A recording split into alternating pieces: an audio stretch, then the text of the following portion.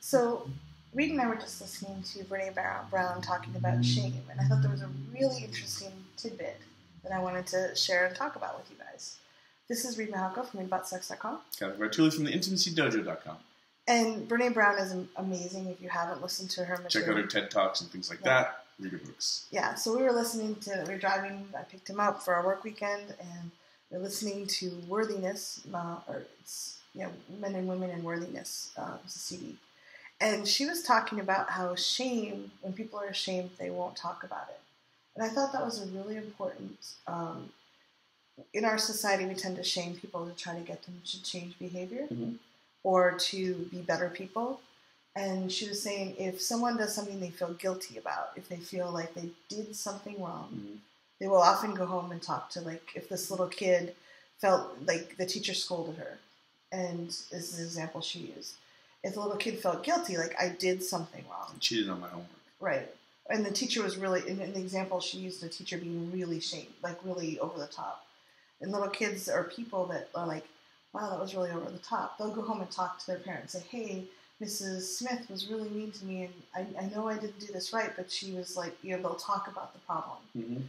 Whereas when if a little girl is felt shamed, like she's a bad person, then she would never talk about it. Like, she would never tell her mother that someone had been really mean to her or get solace or comfort. So I thought it was a really important, because there's so much shame in our society, and I love the work you do on reducing shame around sexuality and relationships and authenticity. You do really great work. And I just thought that was such a powerful way to look at, is we don't want people to lose their voice. We don't want people to be unable to talk about the issues that are facing them and get help, because we're never going to change if we're locked down in shame, if we're frozen. Whereas if we shame people and teach them to go to shame, teach them that they're bad as people, then you show them for good. Yeah, and I see a lot of times in relationships, romantic relationships and with children, where there's a lot of shaming going back and forth. And if people want to have an open, loving, not necessarily open. And the shaming back and forth, just to make a distinction, doesn't have to be coming from other people. It's how you shame yourself. And the idea that guilt means you did something wrong, shame means you are wrong. Like, there's something wrong with you. And I mean, having listened to her talk, I'm like, oh yeah, it is a lot. It's easier to admit that you fucked up than admit that you're fucked up.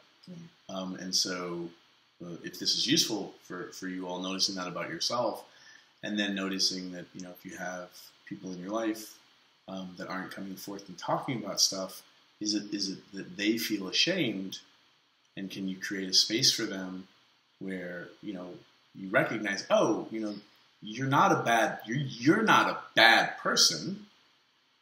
Like, if you're feeling ashamed about this, then I get the shame piece, but you realize that you're not evil, you're not bad.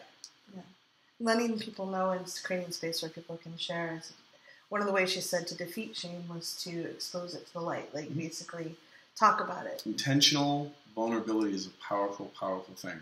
I talk about my shame stuff all the time, and people are like, "You have shame?" And I'm like, not only do I have shame, I track it for a living like a game hunter. And that for me is fun. I'm weird like that. I'm like, oh my God, I'm feeling ashamed. I'm going to walk towards it and start talking to the people around me about what I'm feeling, which for me has been really, really powerful, and kind of takes the power out of the shame. It still feels horrible, but now I geek out on it, and it doesn't ruin me. It doesn't silence me all the time. I'm human. I don't always speak up. But on a good day, I speak up, and then I'm normalizing for my friends around me that it's okay to feel ashamed and to talk about it. And then they often tell me that I am a good person, but then they start telling me when things are bothering them, and I get to reinforce that they're good people. And so now we're always talking about stuff, and that gets easier and easier over time. Yeah. So if you're interested in having really clear communication and sharing between people, notice if you have any shaming. I was brought up in a family that shamed a lot, So I still catch myself every once in a while. And if there's things you can do to help people share and get out of shame, you'll create more powerful relationships. There you go.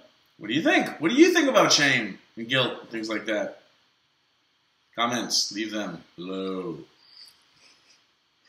Thanks for tuning in, Sex Geek. If you would like to continue with the brain sex, do me a favor and click subscribe right here.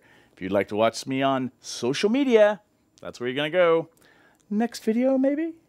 And if you really would like your own Sex Geek t-shirt, please click right here, right now. Boop.